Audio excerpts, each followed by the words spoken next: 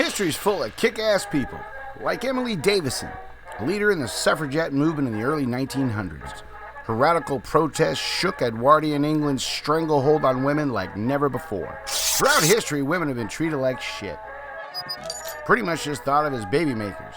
And if you weren't making babies, well, what good were you? Until about 150 years ago, women could be a teacher, a servant, or the oldest profession. This went on for thousands of years, despite women constantly proving they were equal to men. Except, they can create life, so maybe a little more than equal. Change has been slow. Hell, a woman couldn't even have a credit card without a man until 1972. 1972! The one great catalyst to change is always the vote. A voice. If women couldn't have a voice, they would never rise above what men would decide they were.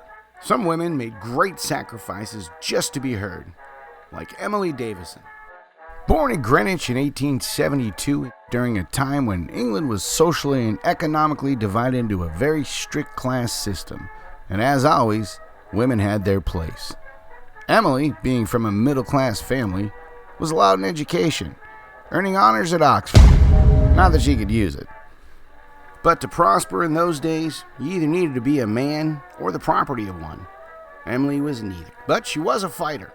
So she joined the suffragette movement and the WSPU and got to fighting. In fact, Emily was quite militant, known for throwing rocks at lords and breaking windows in the House of Commons and even beating up cops. Emily was arrested often and used her court appearances to reach the media and speak for women. But for all their hard work and sacrifice, the vote was nowhere in sight. Royalty and the upper class who controlled Parliament just weren't hearing them. So Emily made sure they did, and that the world was watching. On June 4th, 1913, King George V and his queen, oblivious to the suffragettes, attended the Epsom Derby to watch the king's horse race. Emily was also there, but not to watch. As the horses galloped by, Emily stepped into history in front of King George's horse, trampling her into the dirt. In Edwardian England, a woman was supposed to be poised, soft, elegant, and mindful. Not boisterous or radical, and certainly not mangled and bloodied by the king's horse. And yet, there she was. The suffragettes could no longer be ignored. Emily died 4 days later, but not before receiving hate mail. Miss Davison, I hope you suffer torture until you die. Considering what you are a person of unworthy of existence and starving and beating you to a pulp. Yours, an Englishman. In 1914, World War I broke out.